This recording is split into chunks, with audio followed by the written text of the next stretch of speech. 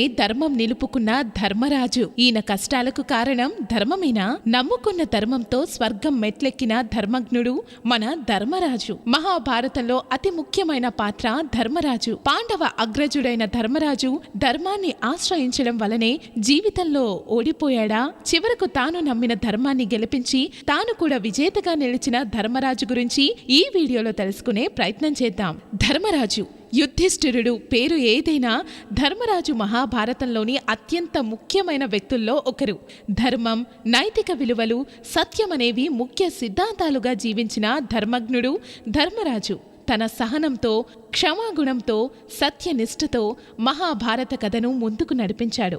అతను కేవలం ఒక రాజు మాత్రమే కాదు, శాంతి, న్యాయం, నిజాయితీకి ప్రతిరూపం. ధర్మరాజు జననం కోరిన వారితో సంతానం పొందగలిగే వరమున్న కుంతీదేవికి యమధర్మరాజు అనుగ్రహంతో జన్మించిన పుత్రుడు ధర్మరాజు. బాల్యం నుంచే యుధిష్ఠిరుడు ధర్మబద్ధంగా జీవించేందుకు కట్టుబడిపోయాడు. అహింసను పాటించే శాంతి కాముకుడు. విద్యాభ్యాసం ధర్మరాజు ద్రోణాచార్యుని వద్ద శస్త్ర విద్య, భీష్ముడు దగ్గర రాజధర్మం నేర్చుకున్నాడు. సత్యనిష్ట ధర్మరాజు జీవితంలో ఎప్పుడూ అబద్ధం చెప్పలేదు. ఎన్ని కష్టాలు వచ్చినా ధర్మాన్ని విడిచిపెట్టలేదు.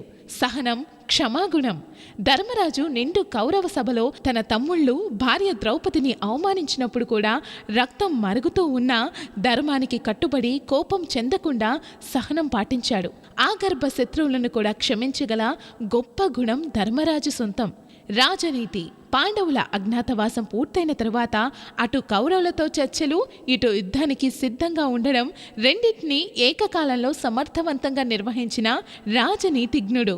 ధర్మరాజు వ్యసనపరుడు కాదు, కానీ ఇతరుల ప్రలోభాలకు లొంగిపోయేవాడు. అందుకే ధృతరాష్ట్రుని ప్రోత్సాహంతో శకునితో మాయాజూదం ఆడాడు.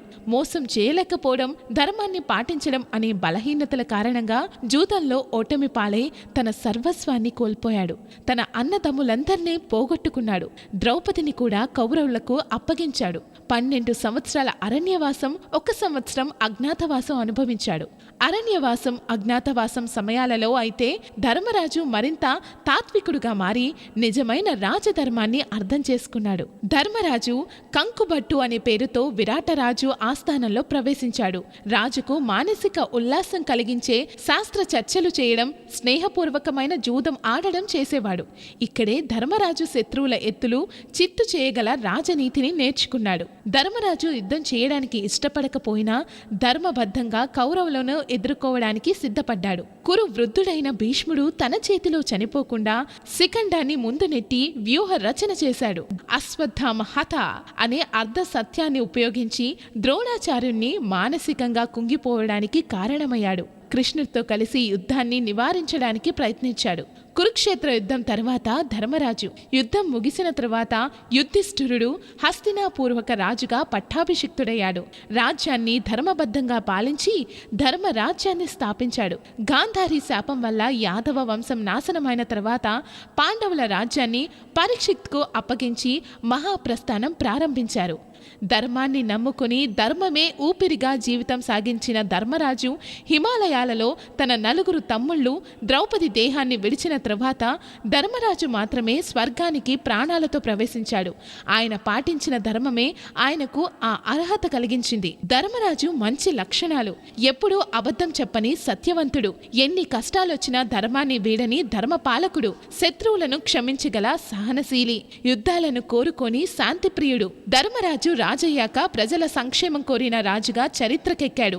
పాండవుల పాలనలో ప్రజలు అత్యంత సుఖ సంపదలతో జీవించారు. ధర్మరాజు లోపాలు, తప్పిదాలు: జూదం, వ్యసనం. రాజధర్మాన్ని పట్టించుకోకుండా ఒక్కసారి కాదు 2 సార్లు జూదమాడాడు. శాంతి యత్నాల పట్ల అతి నమ్మకం. కౌరవులు మారుతారని నమ్మి అనవసరంగా అవకాశమిచ్చాడు.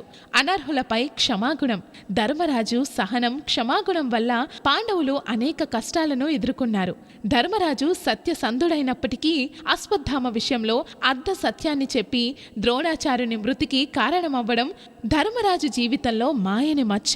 చివరిగా సత్యం, ధర్మం జీవితానికి అవసరమైనవే, కానీ అధర్మ మార్గంలో మోసం చేసే శత్రువులకు అధర్మంతోనే సమాధానం చెప్పకపోతే మనమే నష్టపోతామన్న గుణపాఠం ధర్మరాజు జీవితం మనకు నేర్పిస్తుంది.